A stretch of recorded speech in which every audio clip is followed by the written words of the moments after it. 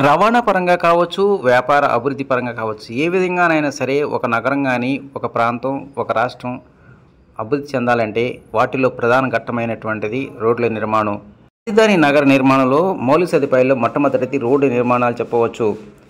దాదాపు 217 కిలోమీటర్ల విస్తరణతో నిర్మాణం జరుగుతున్నటువంటి ఈ రాజధాని నగరంలో మొత్తం 35 రోడ్ల నిర్మాణం జరుగుతున్నాయి. వాటిలో అతి ప్రధానమైనటువంటి 60 మీటర్ల వెడల్పుతో 4 వరుసలతో నిర్మాణం జరుగుతున్నటువంటి సీడ్ యాక్సెస్ రోడ్డుతో పాటు మరో కొన్ని 50 మీటర్లు, 25 మీటర్లు వెడల్పుతో రోడ్డు నిర్మాణం చేపడుతూ ఉన్నారు.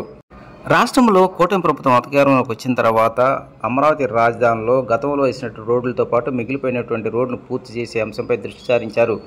సీడ్ యాక్సెస్ రోడ్డుతో పాటు అంతర్గత రహదారులు విస్తరణ, అదేవిధంగా మరికొన్ని రోడ్ల నిర్మాణం చేపట్టాలని ఇప్పటికే నిర్ణయించారు. దానిలో భాగంగా మొదటి విడతగా జంగిల్ క్లియరెన్స్కు ప్రాధాన్యత ఇచ్చారు. ఇప్పటికే జంగిల్ క్లియరెన్స్ అనేటువంటి కొలికొచ్చిన నేపథ్యంలోనే తక్షణమే ఈ యొక్క కనెక్టివిటీ రోడ్డు నిర్మాణాలు చేపట్టాలని సిఆర్డీఏ నిర్ణయించింది.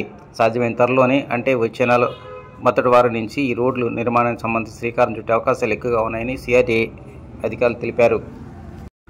రవాణా పరంగా అదేవిధంగా నగర అభివృద్ధి విషయంలో ప్రధాన పాత్ర పోషిస్తున్నటువంటి ఈ రోడ్ల నిర్మాణ విషయంలో మాత్రం సిఆర్డీఏ గ్రిడ్ విధానాన్ని అమలు పరుస్తుంది. అంటే నార్త్ సౌత్ అదేవిధంగా ఈస్ట్ వెస్ట్ తరహాలోనే ఈ నిర్మాణం చేపట్టారు. ఉదాహరణకు E1 to 16 అదేవిధంగా N1 to 16 ఇట్లా 2 విధానాల ద్వారా ఈ రోడ్డు నిర్మాణాలు చేపడుతున్నారు. ఏదేమైనా ఈ రోడ్డు నిర్మాణాలు మరో కొద్ది నెలలోనే ఒక కొలికి వచ్చే అవకాశాలు ఉన్నాయి. ముళ్ళకంప తొలగింపు కార్యక్రమం పూర్తయిన వెంటనే ముందుగా 29 గ్రామాల పరిధిలో ఉన్నటువంటి ఇంటర్నల్ టంక్ రోడ్ల నిర్మాణం పూర్తి చేస్తారు. ఈ రోడ్ల నిర్మాణం పూర్తయినట్లయితే రాజధాని నిర్మాణ పనులు చేపట్టడానికి ఎంతో సులభతరంగా ఉంటుందని సిఆర్డీ అధికారులు భావిస్తూ ఉన్నారు. నగరానికి నలువైపులా ఇప్పటికే చాలా పెద్ద మొత్తంలో ముళ్ళకంప తొలగించినటువంటి నేపథ్యంలోనే గతంలో రోడ్స్కి ఇరువైపులా నిర్మించినటువంటి డ్రైనేజీ, కేబుల్ సిస్టమ్ సంబంధించినటువంటి నిర్మాణాలు ఒక్కొక్కటి వెలుగుకు వస్తూ ఉన్నాయి.